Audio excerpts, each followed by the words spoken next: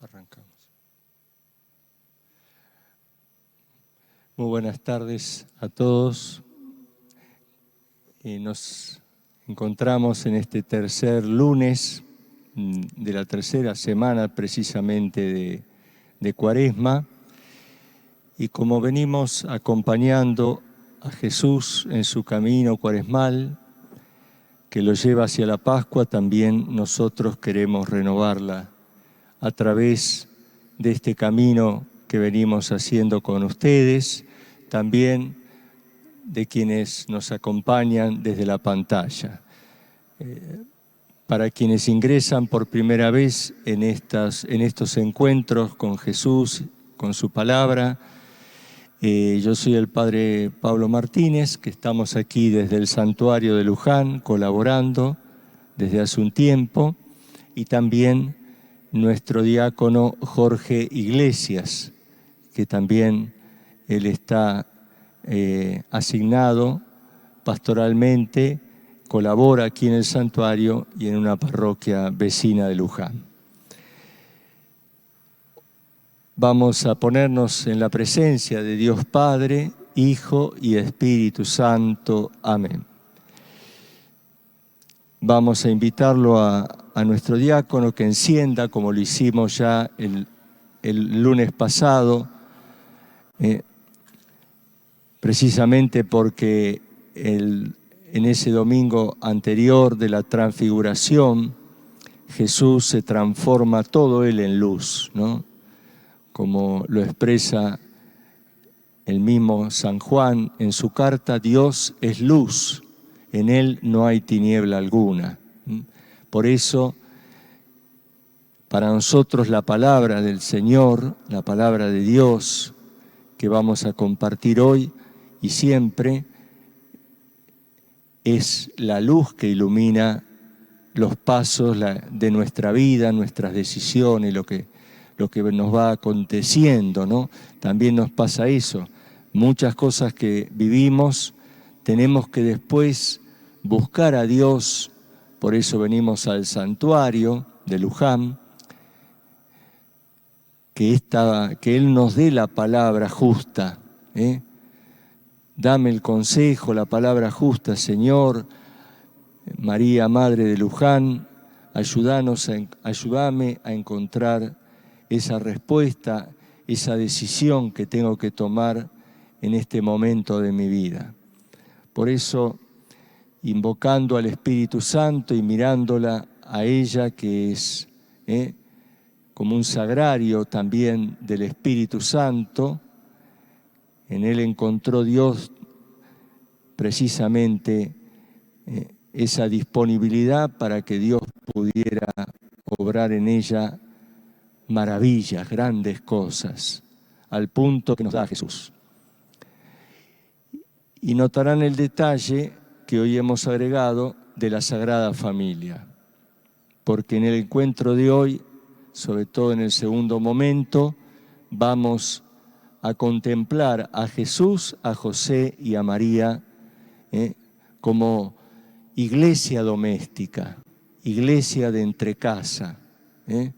Así como necesitamos el santuario, los templos, encontramos que el plan de Dios es que cada familia nuestra también sea una pequeña iglesia donde Jesús pueda crecer como lo hizo junto a José y María en Nazaret.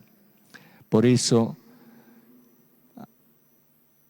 te pedimos, Espíritu Santo, que derrames sobre todos los que estamos compartiendo este momento, esta reflexión, este encuentro con la palabra de tu Hijo, que nos ilumines, nos fortalezcas y nos ayudes también, especialmente en este año santo de San José, que Él nos dé ese silencio interior, esa disponibilidad de corazón para hacer la voluntad de tu Hijo Jesucristo. Y vamos a comenzar retomando el domingo, el día de ayer, cuando precisamente él entra al templo de Jerusalén y Jesús no se siente para nada cómodo al entrar en el santuario. Por el contrario, llega un momento en que reacciona con una santa ira e indignación, al punto que empieza a expulsar a los mercaderes del templo, a quienes sí vivían haciendo negocios en la entrada al templo de Jerusalén, vendiendo, cambiando dinero, todo en nombre de Dios, pero muy lejos del corazón de Jesús, el Hijo de Dios. Por eso, Él en definitiva, al expulsar a los vendedores del templo, les dice: váyanse de aquí y no conviertan la casa de mi Padre en una cueva de bandidos, en una cueva de ladrones, de traficantes. Así de dura es la reacción del Señor. El celo por tu casa me consume. Jesús no tolera que transformemos las cosas sagradas de su Padre Dios, que es nuestro Padre, en una cuestión de conveniencia egoísta, donde muchos también quedan fuera del lugar. Jesús es el lugar, Jesús es el espacio ahora del encuentro, porque al punto que en ese momento en que Él les dice: miren, este templo en realidad no va a subsistir, será destruido. Y entonces, en definitiva, dice el Evangelio que Él se refería al templo de su cuerpo, porque Él iba a ser condenado a muerte, pero en 3 días lo volveré a levantar. Quiere decir, Él se refería al templo de su cuerpo. Jesús es el lugar ahora, el espacio del encuentro donde Dios desborda su presencia, su vida, y se manifiesta con toda su hondura, con toda su santidad, su belleza. Él es quien nos recibe en su casa. Como lo sentimos aquí, Dios también con rasgos de madre, en la Virgen de Luján,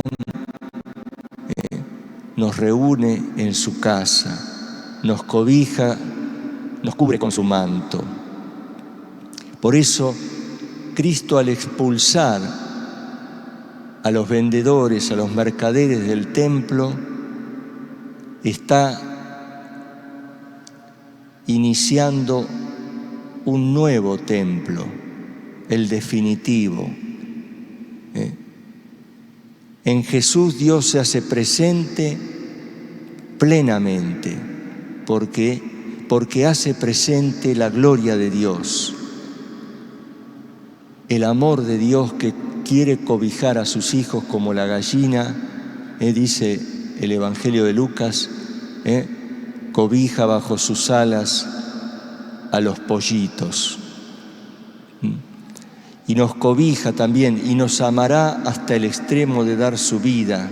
Por eso Él preanunciaba ya con este gesto su propia Pascua, su propio paso de la muerte a la vida, del pecado a la gracia, a la resurrección, a la vida nueva. Cristo es el gran sacramento del Padre. En Él se hace realidad lo que estamos llamados a hacer como iglesia, como cuerpo. Dios quiere la comunión de los hombres con Él, pero también de nosotros los hombres entre sí, entre nosotros. Cristo viene a reemplazar el culto antiguo, que ya no expresa la voluntad de Dios, de su Padre.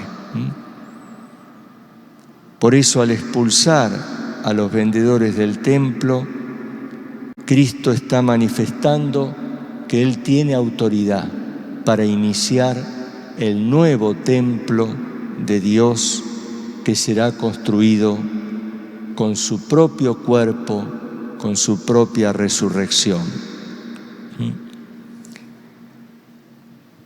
Jesucristo como nuevo templo, como morada de Dios que habita entre nosotros, Jesucristo con su Pascua inaugura el culto en espíritu y en verdad. Eso que le manifiesta a la mujer samaritana, ¿no? Que en realidad ya los templos de piedra van a ser un pálido reflejo de lo que Dios quiere construir en cada uno de nosotros, en cada cristiano, en cada bautizado. El cuerpo resucitado de Jesucristo es el espacio sagrado donde será posible esa comunión definitiva de los hombres y de las mujeres de todos los tiempos con su Padre Dios y la comunión fraterna entre los hombres, algo que tanto nos está exhortando Dios a través del Papa Francisco en su última carta. Todos volvamos a ser hermanos.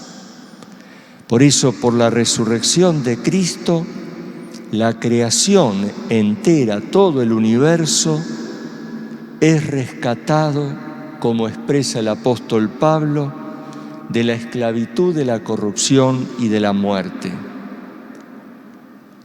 Todo ser, cada rincón de este planeta, de este universo, es digno para el encuentro con Dios, para amarlo, para santificarlo, para darle gracias. El cosmos en su totalidad es digno de ser lugar de adoración, de alabanza, de acción de gracias. Como lo expresa, fíjense,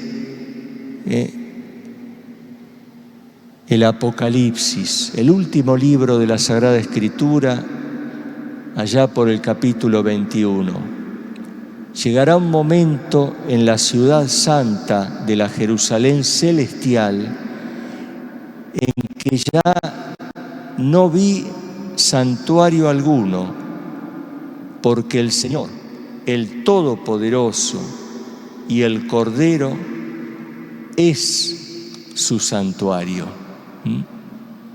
O el apóstol Pablo a los Corintios les recuerda, miren que el templo de Dios es sagrado.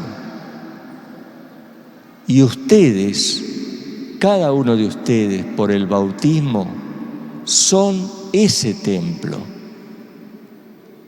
Cada uno de nosotros, especialmente por el bautismo, somos templo de Dios. Somos templo del Espíritu Santo. Entonces, ¿cómo debemos tratar nuestra persona, nuestro cuerpo, nuestra alma? ¿Cómo debemos tratarnos los unos a los otros, conscientes de que no somos cualquier cosa, sino que somos templo del Espíritu Santo? Y la comunidad cristiana ahora es el cuerpo de Cristo. En este gran cuerpo que es la Iglesia, Cristo es la cabeza y cada uno de nosotros, cada bautizado, somos miembros de ese cuerpo. Y el que no está bautizado, el que todavía no forma parte de la Iglesia, también está llamada a incorporarse a esta gran familia. El Espíritu de Dios que mora, que habita en la Iglesia, en su pueblo, hace realidad lo que el templo antiguo de Jerusalén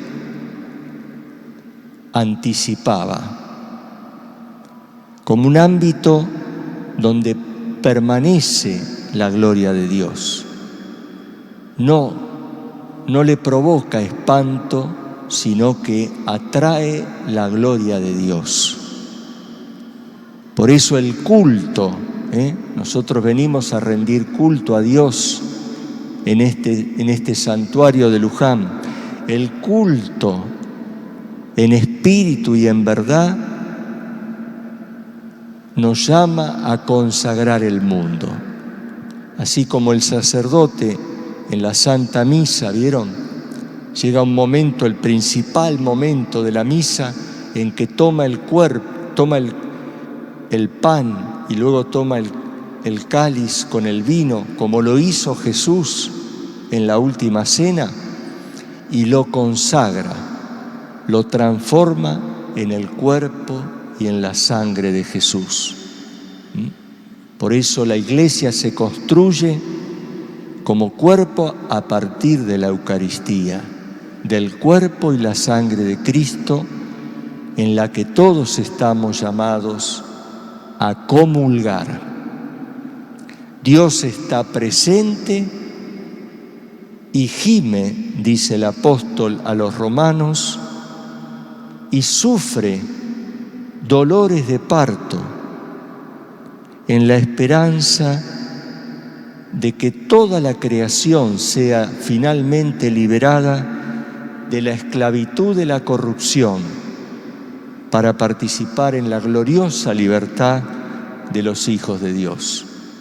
La corrupción de la muerte, pero también la corrupción que se filtra en todos los órdenes, incluso en el social, en lo político, en lo público, y de la cual la Iglesia también necesita ser liberada, como Cristo expulsó a los traficantes, a los mercaderes que se habían apoderado del templo para sus negocios y no para rendir el culto en espíritu y en verdad. Por eso hoy estamos aquí, Señor. Y todos y cada una de sus criaturas, Dios quiere que sea parte de esta liturgia, en que estamos llamados un día a participar en la Jerusalén celestial. Meditamos poco en el cielo. Estamos demasiado pisando la tierra y a veces no soñamos, no anhelamos esa vida nueva del cielo, en la cual toda la creación está llamada a participar, a esa gran liturgia celestial. Jesús nos enseña a tratar a cada persona, a cada prójimo, empezando por nosotros mismos. Ama a tu prójimo como te amas a ti mismo. Él nos enseña a tratar a cada ser con el mismo cuidado, con el mismo respeto sagrado, con la misma ternura, como si fuera el mismo Dios. Él quiere habitar en cada uno de nosotros. Ya está en nosotros, porque somos imagen y semejanza de Dios. Mucho más desde el momento que hemos sido consagrados por el santo bautismo. Jesús nos viene a liberar del culto vacío e hipócrita que se refugia en hacer ciertas prácticas, en rendir culto en algunos lugares y después desconocerlo en la vida cotidiana, en la vida familiar, empezando por la familia. Por eso hoy hemos querido poner en el centro a Jesús, a José y a María, porque esto empieza en casa. La iglesia hay que construirla desde la casa, desde la familia.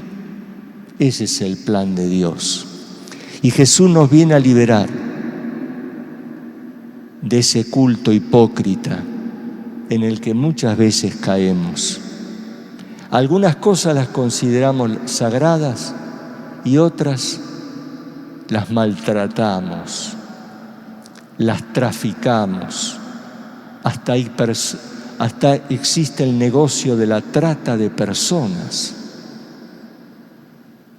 Eso clama al cielo. Eso es profanar lo sagrado. Porque cada hijo, cada hija de Dios, somos templo para Él, somos un templo. Por eso volvámonos a Jesús y miremos cómo Él, cómo se relacionaba Él, no solo con José y con María, con sus padres, sino cómo se relacionaba con las cosas, con las plantas, con los sembrados, con los animales. Las ovejas, por ejemplo, que Él las contempla con tanta ternura. Cómo miraba el cielo, la tierra y todo lo que nuestro Padre Dios ha creado. Y cómo miraba especialmente a cada uno, a cada persona que se le acercaba, especialmente a los que eran excluidos en el tiempo de Jesús. Eran considerados impuros, eran considerados pecadores, o paganos. Jesús con todos entablaba una relación de amistad, de comunión. En el fondo a Jesús todo le habla de Dios, de su Padre. Todo lo convierte en parábola para que descubramos la infinidad de mensajes que Dios nuestro Padre, que también es Madre de todos, nos está dirigiendo mensajes, sin necesidad de celulares. Él nos está hablando ahora, si estamos atentos y con un corazón dispuesto. Tal vez me adelanté un poco a lo que nos va a compartir nuestro diácono Jorge, que también es padre de familia, que es esposo. Pero si querés aportar o compartir alguna reflexión de este momento tan fuerte, ¿no? Cuando Jesús expulsa, ¿no?, a los vendedores del templo y que Él les anticipa que Él va a ser el nuevo templo. ¿Qué te parece, Jorge?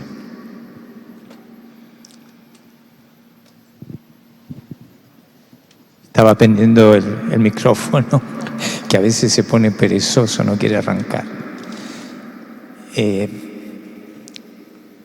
Ese cuerpo de Jesús en la cruz es un cuerpo que por amor se entrega y nos da a nosotros un regalo enorme, que es, a través de su cuerpo, de su entrega, poder estar más cerca del Padre, poder entrar en la intimidad del Padre, poder habitar el cielo y poder habitar por intermedio de Él, que nos abre la puerta de la eternidad, hacer una experiencia de esa divinidad que cuando estamos acá, que en nuestro lugar parecemos no tener demasiado presente, ¿no? Es una realidad que quizá no forme demasiada parte de nuestras vidas, no somos totalmente conscientes. Pero esa divinidad es aquello por el cual Dios orienta todo, ¿no? Nuestro caminar acá en la vida, en la tierra, está orientado indefectiblemente hacia el cielo. Entender eso a veces nos cuesta trabajo, nos parece hasta un cuento de hadas, hasta en algún momento no nos parece real. Pero es tan real como nuestros hijos que podemos tocar, como nuestro cuerpo que podemos tocar, o como nuestros amigos que podemos abrazar. Y eso comienza en el bautismo, como dijo el Padre Pablo, donde Dios nos da 3 regalos. Nos haces hijos de Él a través de Jesucristo, nos incorpora a la iglesia, por lo cual muchas veces decimos, bueno, sí, yo creo en Dios, pero yo con la iglesia nada tengo que ver. No, no, no. Desde el bautismo ya estamos incorporados por Cristo a la iglesia. ¿Por qué? Y porque el bautismo también nos incorpora a Jesús. Y estando en Jesús, nosotros estamos en Él, en el Padre y en el Espíritu Santo por Jesús, y también estamos en la iglesia. Y en la iglesia, ojo, porque Dios nos hace un montón de regalos. Dios nos bendice profundamente en la iglesia.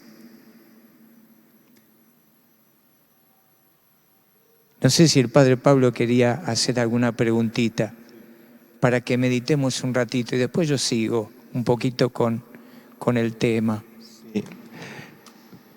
Sí, hagamos un momentito ahora personal de silencio, ayudándonos a través de algunas preguntas que son orientadoras, porque también el Espíritu Santo habla en cada uno de ustedes, en cada uno de los que están acompañándonos desde la pantalla. El Espíritu Santo es el Maestro. Estas preguntas nos quieren ayudar simplemente a entrar en esa comunión, en ese diálogo con Jesús y con nuestra Madre de Luján. Preguntémonos, por ejemplo, ¿buscamos crecer en la presencia de Dios en la vida de todos los días, conscientes de que somos templo del Espíritu Santo por el bautismo? Buscamos. Vieron que a veces, por ejemplo, los deportistas, cuando les sale el gol, muchos se hacen la señal de la cruz o señalan al cielo, a lo alto. Eso que les pasa de hacernos la señal de la cruz en ciertos momentos que nos salió algo bien, es señal de que está ese Hijo de Dios que se quiere comunicar con su Padre. Preguntémonos si a veces, por el contrario, incluso en la cuarentena, a veces nos hemos dejado invadir y atrapar por pensamientos muy pesimistas. Si nos hemos dejado atrapar por la tristeza, la melancolía, o buscamos a veces el ruido, la música, a todo trapo, o buscamos consumir incluso a veces sustancias que dañan nuestra salud. Si buscamos a veces o nos volvemos a veces adictos a la pantalla, al celular,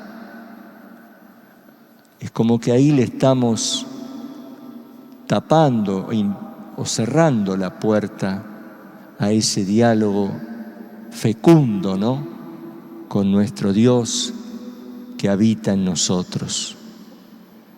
Hagamos un instante de silencio para esta reflexión.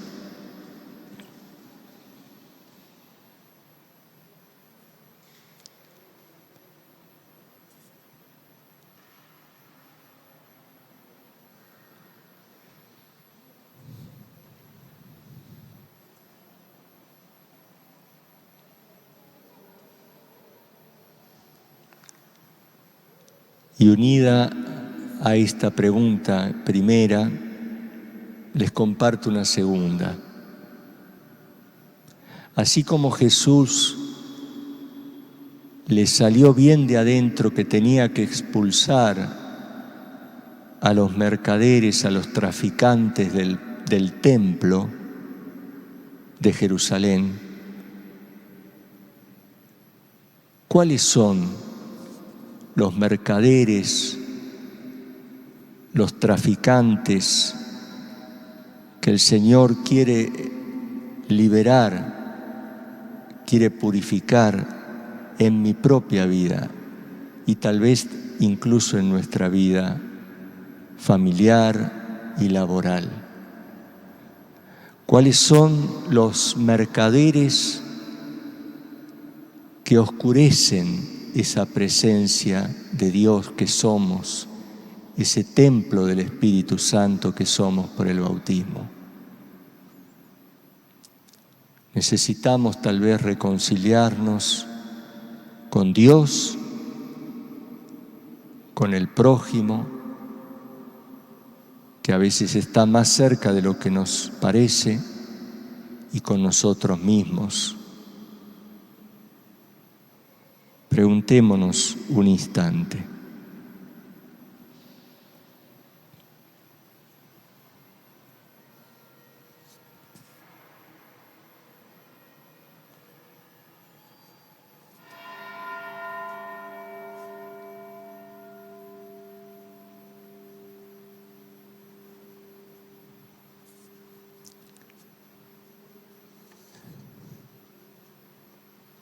Terminamos este primer momento con una palabra también del Apocalipsis.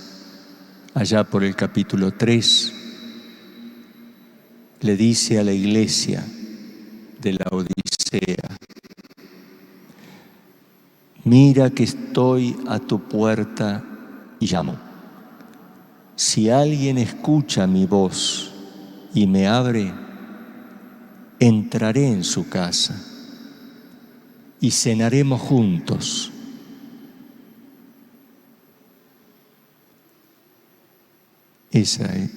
Así Jesús, nuestro Dios, quiere entrar en comunión con cada uno de nosotros, pero también como familia.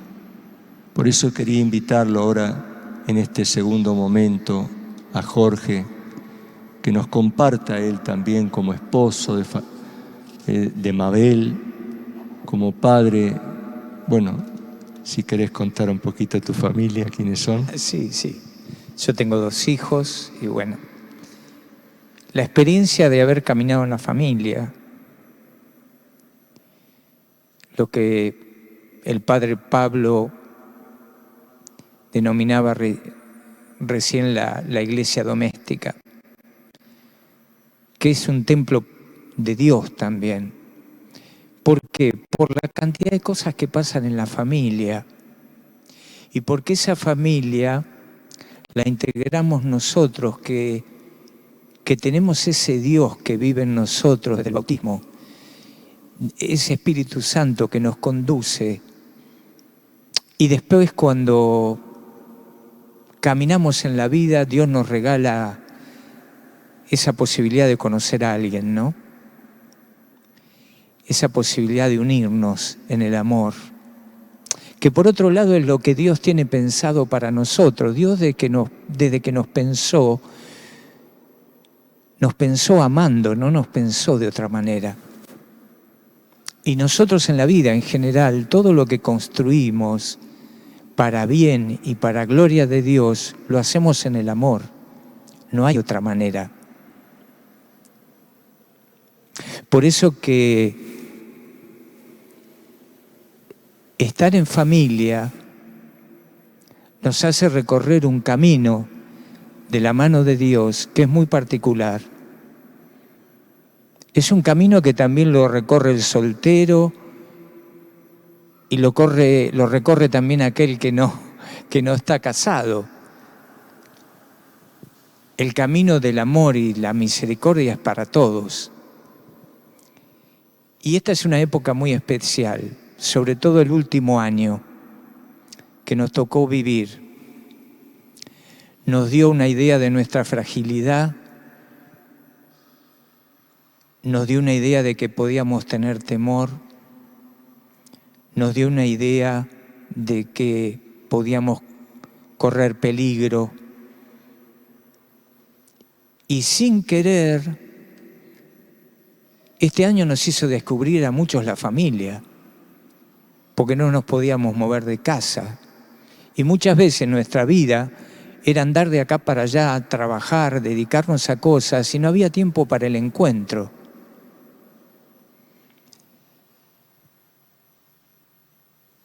Entonces este año nos creó un clima muy particular,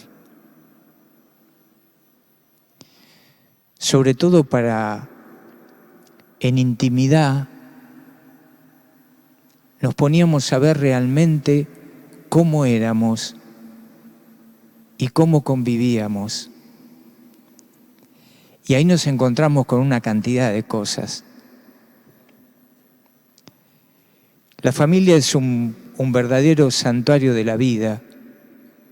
Todos nosotros nacemos en una familia. Jesús quiso nacer en una familia. Por lo tanto, la familia es algo muy especial. Y en esa familia nosotros hacemos todo nuestro ciclo vital, desde que nacemos hasta que ya no estamos acá. Todo lo hacemos en familia. Y esa familia es una familia donde uno vive y donde uno aprende un montón de cosas. Y donde los papás, los abuelos, también son transmisores de muchas cosas que Dios pone en nuestro corazón. Guiar a los hijos y compartir la vida en el matrimonio es un caminar que tiene sus aristas buenas y sus aristas donde ponemos nuestro esfuerzo también. El esfuerzo de la paciencia, de la fidelidad, del renunciar a cosas. Y todo eso está sostenido por una sola cosa. Cuando uno tiene ganas de hacer eso y uno siente en el corazón que es necesario hacerlo, eso está sostenido por Dios a través del amor. Es el amor y esa capacidad de amar que Dios nos da que hace que nosotros podamos sostener la familia con eso. Y muchos periodos que por ahí no son demasiado favorables, los podemos sostener así. Por eso que hay algo que en la iglesia doméstica, allá donde Jesús vive en cada uno de los integrantes, Es necesario vivir permanentemente para afianzarla en el amor. En una palabra, Dios en la familia, con el tiempo, a medida que uno va creciendo y va madurando en el amor, nos pide que subamos la vara y que empecemos a mirar al cielo en serio. Y ese es un camino que Dios nos hace recorrer. Y el camino del amor y la misericordia en la familia se da naturalmente. A veces no. No todas las realidades son así. También sabemos de eso. Pero Dios está. Por eso que vamos a hablar ahora de aquellas cosas que Dios pone en la familia para que podamos crecer. Crecer en dos cosas, que habitualmente es lo que queremos para los chicos. Cuando uno le pregunta a los papás qué quiere para sus hijos, los papás contestan dos cosas generalmente: que sea bueno y que sea feliz. ¿Dónde está eso reflejado? En esto que vamos a ver ahora. En este camino que nos quiere hacer recorrer Dios en la familia. Dios en los papás, como puso en José y en María, pone una capacidad. La capacidad de conocer y la capacidad de poder enseñar. Pone en nosotros la capacidad de enseñar a los chicos el camino de la verdad y de la fe. A veces no hace falta ser un erudito para hacerlo. ¿Por qué? Y porque uno a veces como papá es testigo de un montón de cosas, habla con los hechos, con la forma en que actúa.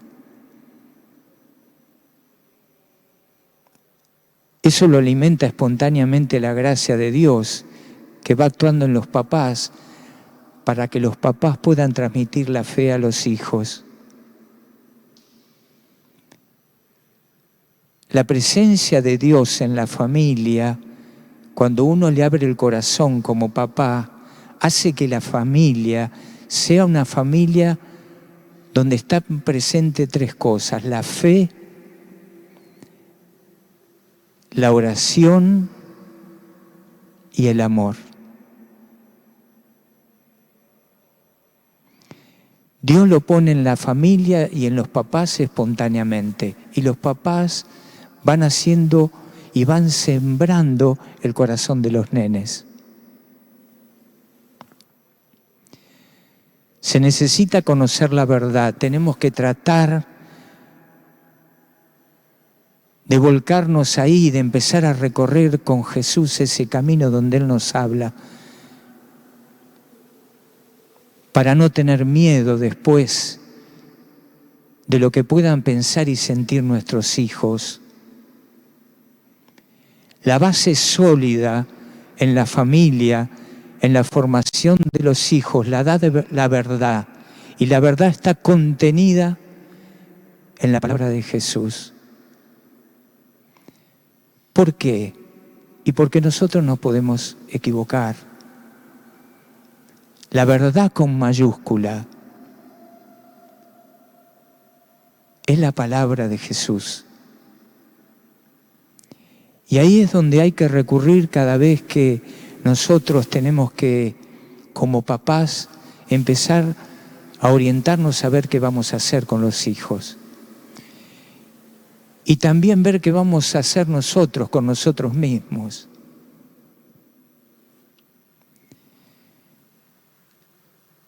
Ahí la palabra nos refleja el ambiente de amor y caridad que se tiene que vivir en la familia. Que es un lugar donde nos cuidamos unos a otros, que es el lugar donde tratamos a través del amor de sanarnos las heridas. y es el lugar donde realmente apostamos a ser felices.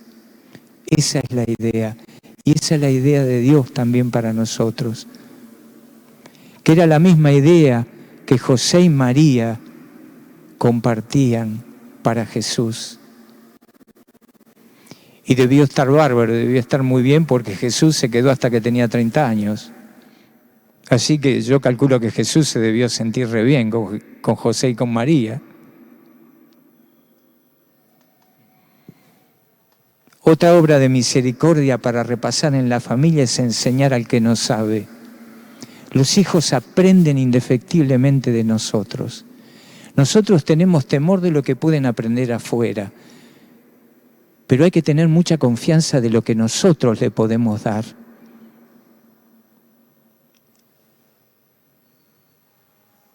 Se necesita conocer la verdad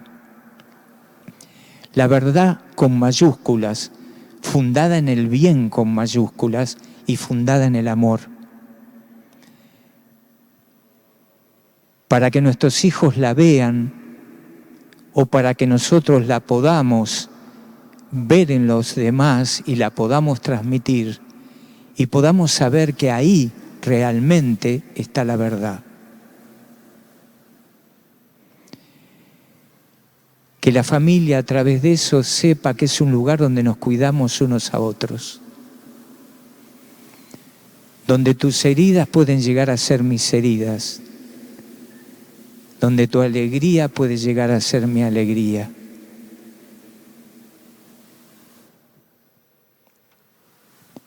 El cuidado en la familia forma parte del amor y de la caridad.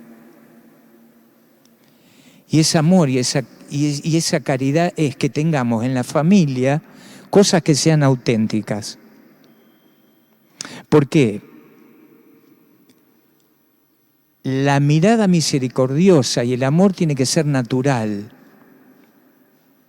Y eso tiene que ser un ejercicio para nosotros.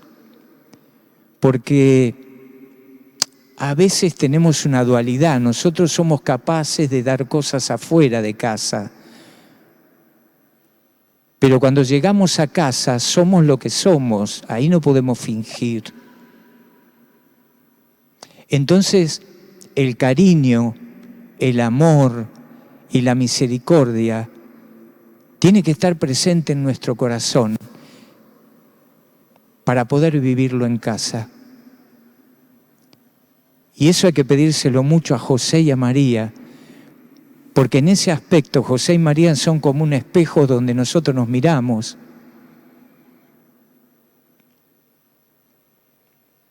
Más de una vez nos vamos a tener que mirarlos a ellos y decir, decime José, ¿cómo hacías vos en esta situación? O si es una mamá, decime María, vos que estuviste al lado de Jesús, vos que padeciste al lado de Él, viviste muchos tiempos de alegría, pero también viviste dificultades. Decime cómo hacías.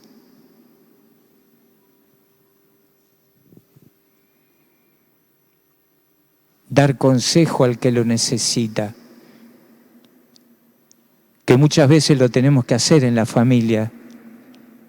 La verdad a veces nos da en el corazón esa sabiduría que hace que de la mano de Dios podamos animarnos a dar consejos, que es una gran responsabilidad. Formar a los hijos es una gran responsabilidad. Darle consejo a un amigo o a otra persona es una gran responsabilidad. Porque uno da de lo que tiene en el corazón.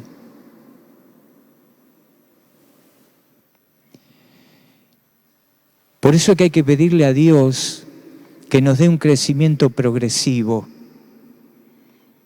para que podamos dar buen consejo. Y con los hijos se dan cosas muy particulares, porque al principio nosotros los chicos le damos órdenes. Después, a medida que crecen, le damos consejos. Y después la vida hace lo suyo. Cuando ya son más grandes, empezamos a hablar con ellos. Y después, cuando nosotros somos más grandes, terminamos nosotros pidiéndole consejos a ellos. Es un crecimiento en el amor maduro, donde se aprendió a convivir, donde se aprendió a dar, que es una realidad que sobre todo habrán vivido José y María.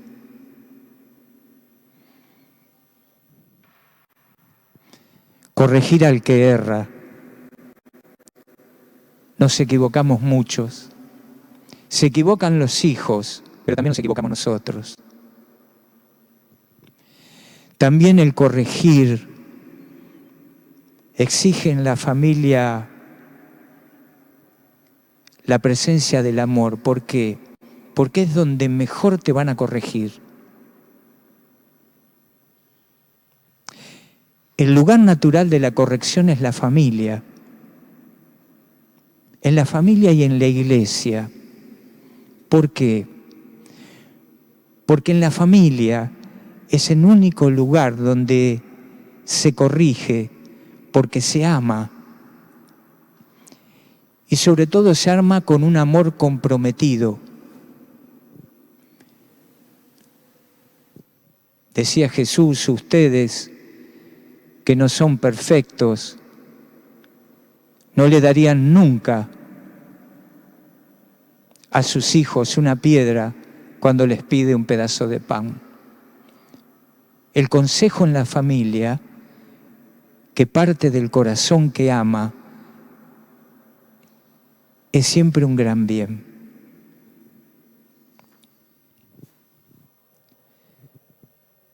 Hay que querer mucho para comprometerse en la corrección y aparte hay que estar dispuesto, a veces con un amigo, con la esposa o con los hijos, a contrariar.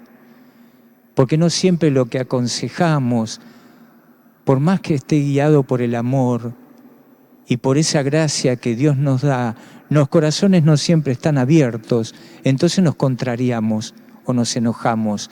También es señal de amor sobrellevar eso. Y eso hay que pedírselo mucho a José y a María.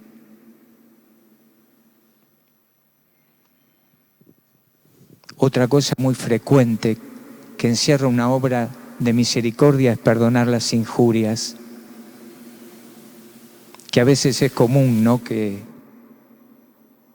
en un rato de algo que no nos gusta reaccionemos por una situación como no tenemos que hacerlo, pero bueno, Dios conoce los corazones y nosotros nos conocemos entre nosotros. En la familia tendríamos que en realidad enseñar a pedir perdón y a perdonar.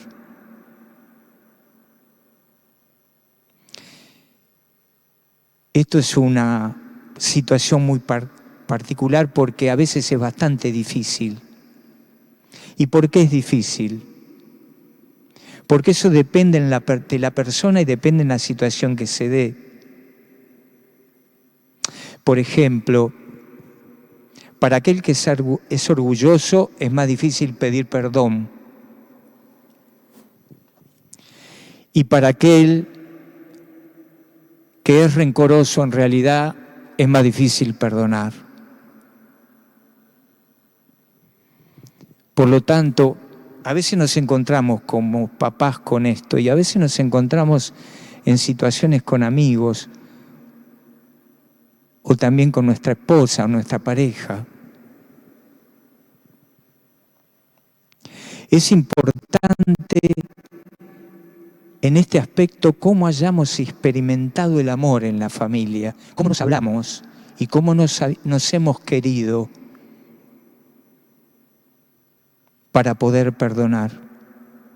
Y así como yo en la familia haya sido perdonado, voy a tener capacidad de perdonar yo. La experiencia del perdón en la familia es una experiencia de amor, llevada fundamentalmente por Dios en los corazones.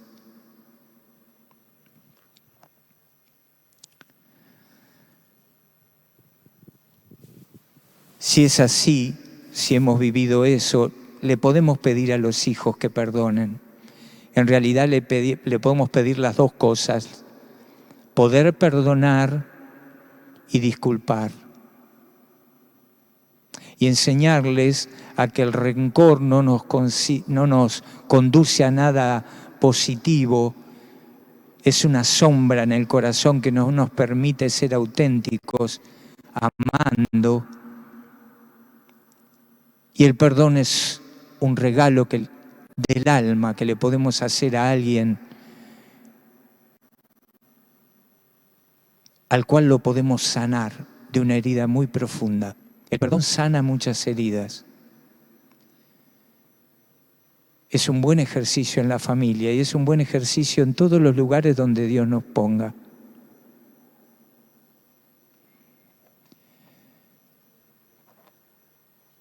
Me quedan algunas cositas por recorrer. En realidad las obras de misericordia son 7.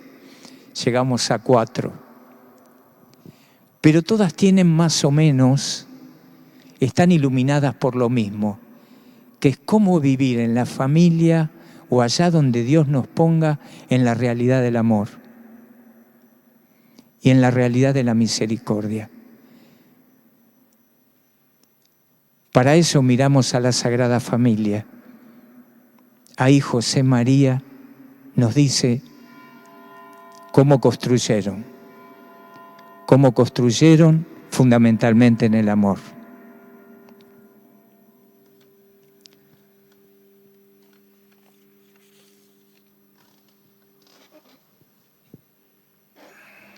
Queríamos culminar este tercer encuentro de los lunes mirando precisamente como aquí nos acompañan la imagen de la Sagrada Familia. En este año de San José queremos hacer una oración dirigida a él antes de pedir la bendición de Dios y de nuestra Madre de Luján. En esta imagen que han traído las hermanas carmelitas, ustedes saben que aquí, cruzando el puente del río, ahí están las monjitas, las hermanas carmelitas. Ellas son muy devotas de San José y de la Virgen, bueno, no vamos a decir de Jesús, por supuesto. En esta imagen, les comento algún detalle porque algunos capaz que está lejos, Jesús está trabajando el oficio que va aprendiendo de su papá San José. Él está cepillando la madera, ida y venida, cepillando Jesús, y concentrado en su trabajo, ¿no? Porque sabe que eso le agrada a su Padre Dios y a su Padre de la tierra, su Padre adoptivo, San José. San José está como haciendo una pausa en el trabajo y se queda encantado mirando cómo su hijo ya sabe el oficio, ya está aprendiendo. Y la Madre, la Virgen, nuestra Madre, está haciendo una pausa porque en sus manos tiene la palabra de Dios.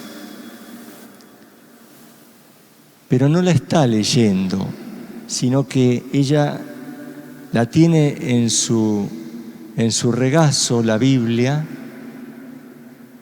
y su mirada también como la de José, está también mirándolo a Jesús cómo está cepillando la madera. Es una imagen que tiene un mensaje, ¿no? Como decía Jorge, ¿qué le transmitimos, qué le enseñamos a nuestros hijos? También el valor y la dignidad del trabajo. Como el otro día un peregrino me decía, yo no sé si aprendieron mucho de mí, pero lo que sí me siento contento es que ellos vieron que nosotros, lo dijeron así, no vivimos de los planes, sino que ellos vieron que hicimos nuestra casita a pulmón, conseguimos el terreno, fuimos haciendo nuestra casa, y yo estoy tranquilo en conciencia de que todo eso lo hice con esfuerzo y con trabajo, con amor. Ojalá, y él siente que ese padre, que eso se los pudo transmitir, y que ahora sus hijos también, además de estudiar, quieren vivir de un trabajo digno. Pidámoslo también a San José en este año, a nuestra madre, a nuestra querida madre de Luján. Vamos a ponernos de pie, mirándolos a ellos en esta hermosa imagen de Jesús, José y María,